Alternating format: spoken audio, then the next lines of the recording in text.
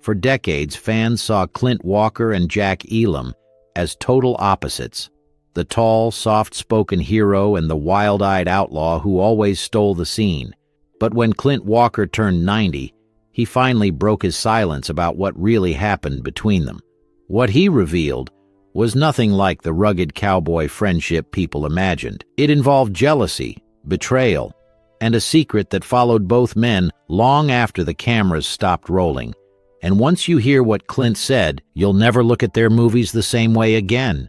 Before Clint Walker ever became a television icon, he lived the kind of life that sounded like it was ripped straight from one of his Western scripts. Born Norman Eugene Walker in Hartford, Illinois, in 1927, he grew up during the Great Depression, tall, shy, and built like a man destined for hard work. Before Hollywood, he did it all: factory jobs, merchant marine duty during World War II, and even security work.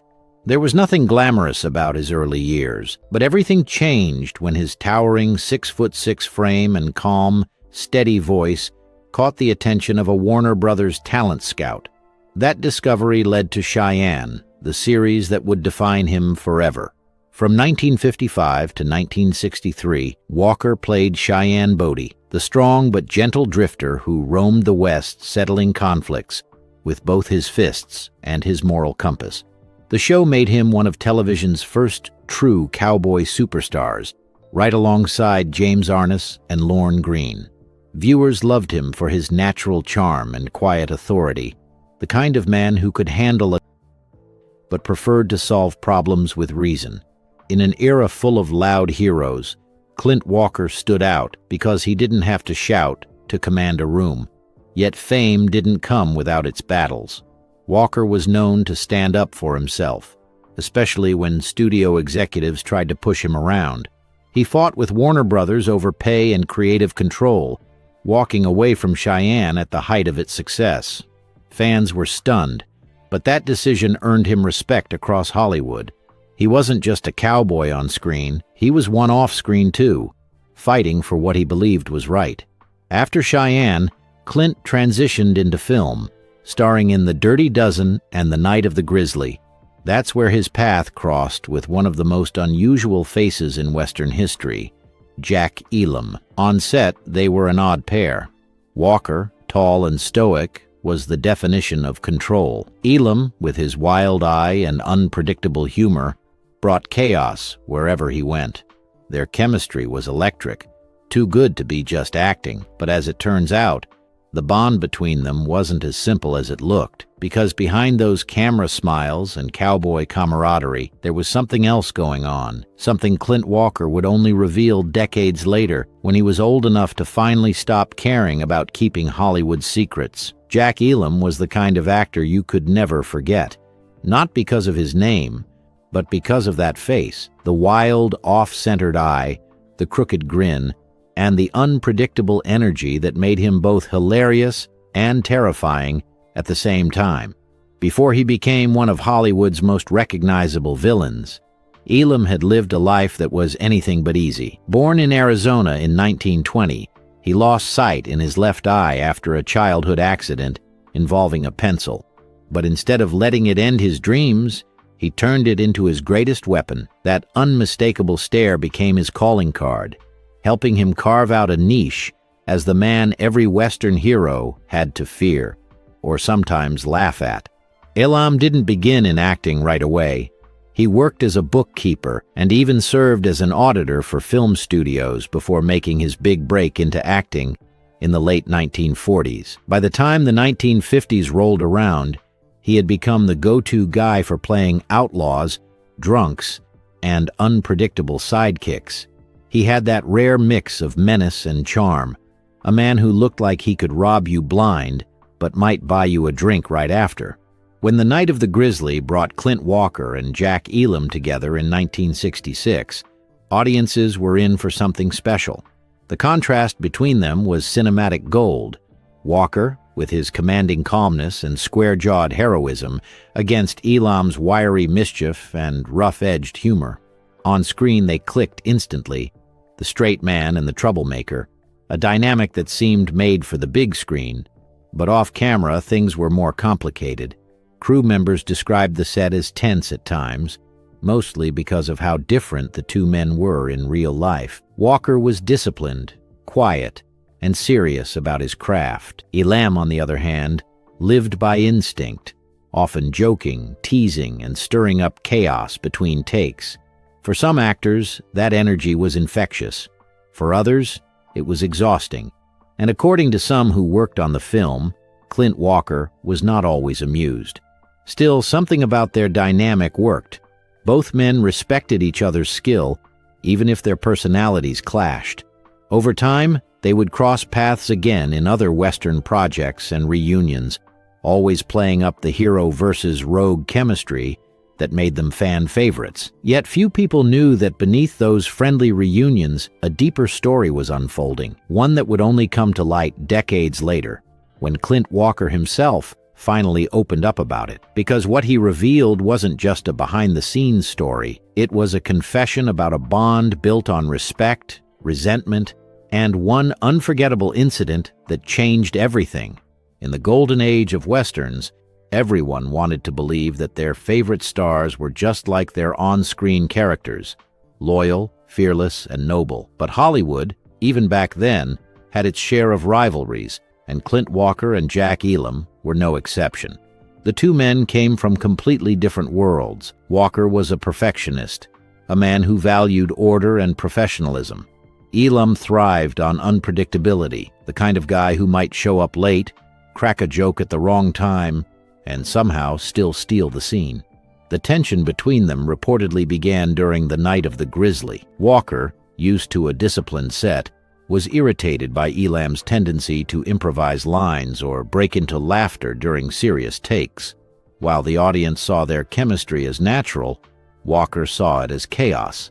Crew members recalled moments when Walker would quietly pull the director aside, asking for more control over the shoot. Elam, meanwhile, took it all in stride, sometimes intentionally pushing buttons just to get a reaction.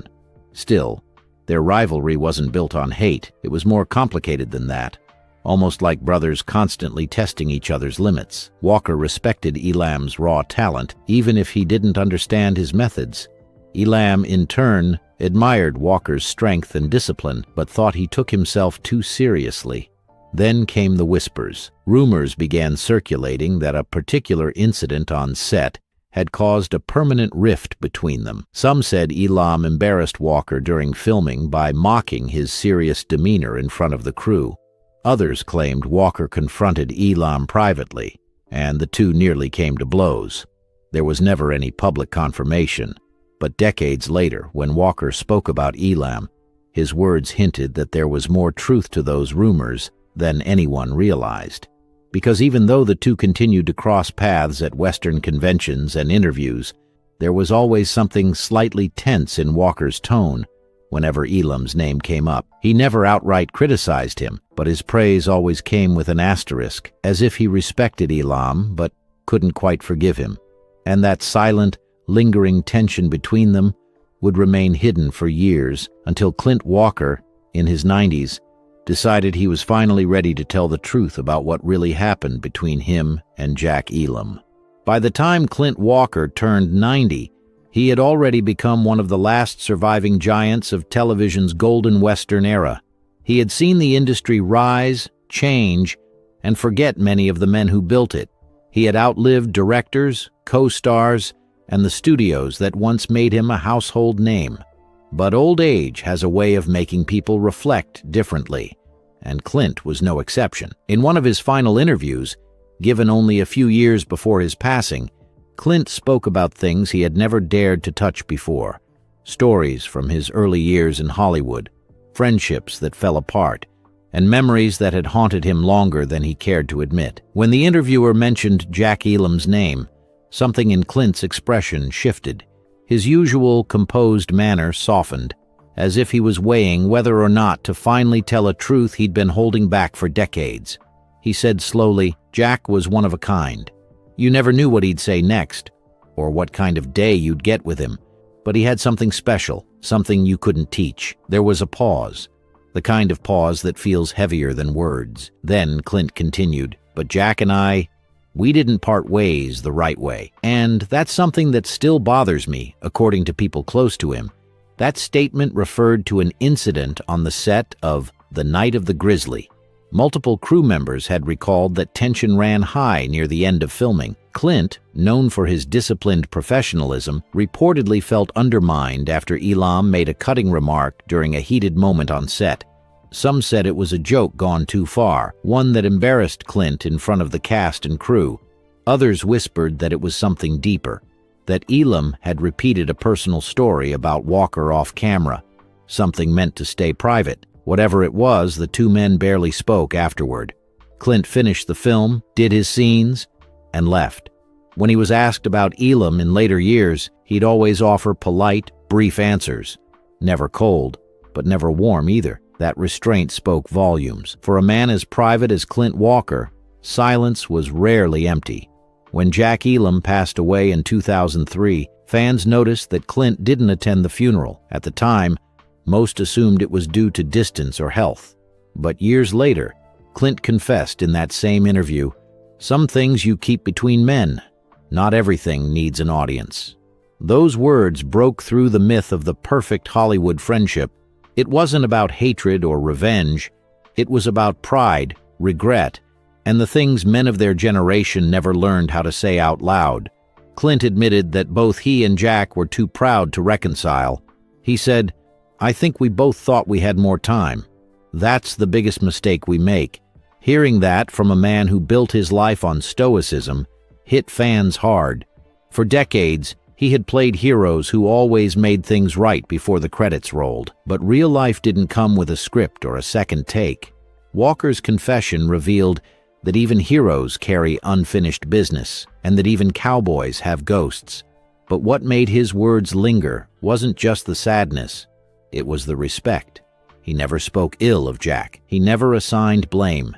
He simply admitted that their friendship, like many in Hollywood, was complicated, and that sometimes what looks like loyalty on camera hides quiet heartbreak behind it. When word of Clint's revelation spread, it rippled through the Western fan community like wildfire. On social media and fan forums, people began revisiting The Night of the Grizzly frame by frame, searching for signs of tension they might have missed before. They dissected every exchange, every glance, and every smirk that now seemed layered with unspoken meaning. Suddenly, that movie wasn't just another Western. It was a glimpse into a real-life story of pride and unhealed wounds. Some fans defended Jack Elam, arguing that his wild humor and pranks were part of his charm, that maybe Clint had just taken things too seriously. Others sided with Walker, saying that his calm and professionalism deserved more respect than Elam's antics sometimes showed. The debate reignited old Hollywood discussions about method acting versus discipline, spontaneity versus control. Two men with two different codes, one structured like a soldier, the other ruled by impulse. Film historians began re-examining their collaborations, noting how much of the Walker-Elam dynamic mirrored the Western archetype itself: the lawman and the outlaw, order and chaos, dignity and mischief. That contrast had always been the magic behind their chemistry, but now it felt real, not just performance. And beyond the speculation, something deeper began to emerge. Fans saw Clint Walker's honesty as rare, especially in a Hollywood that still thrives on polished legacies and controlled narratives. His willingness to speak about regret, even decades later, made him more human than ever. In an industry that rewards vanity, he showed vulnerability. For many, that final revelation reshaped Clint Walker's legacy. He wasn't just the tall, unbreakable cowboy anymore. He was a man who lived with the same regrets and doubts as anyone else. A man who carried loyalty so seriously that betrayal, even decades later, still stung. Meanwhile, Jack Elam's legend also grew. His chaotic humor, once seen as just comedic relief, took on a bittersweet tone. People began to appreciate him as more than the crazy-eyed villain. They saw him as a performer who covered his insecurities with laughter, a man who turned a physical imperfection into a weapon of charisma. but who may have struggled behind that grin. Clint's story sparked new documentaries, blog posts, and tribute videos exploring their working relationship. Younger audiences who had never watched Cheyenne or The Night of the Grizzly suddenly discovered both actors for the first time, not through film studios, but through fan discussions online. It was ironic, really, that a moment of truth spoken at 90 ended up making two forgotten stars relevant again in the digital age. In a sense, Clint Walker's confession became one last act of storytelling, not scripted, not rehearsed, but real. And just like in his westerns, the truth rode in quietly, late, and with the kind of impact only honesty can have. But that wasn't the end of it, because what his confession really exposed wasn't just the story of two actors. It was the story of an entire generation of Hollywood men who learned too late that silence doesn't heal anything. Today, when people look back at the golden era of westerns, they tend to remember the scenery, the dusty landscapes, the gunfights, the stoic heroes riding into sunsets.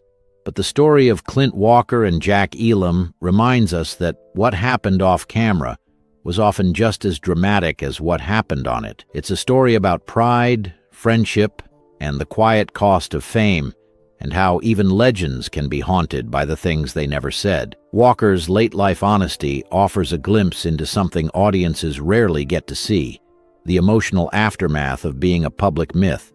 For decades, he was typecast as the perfect man, calm, decent, brave. But what he revealed in his 90s was vulnerability.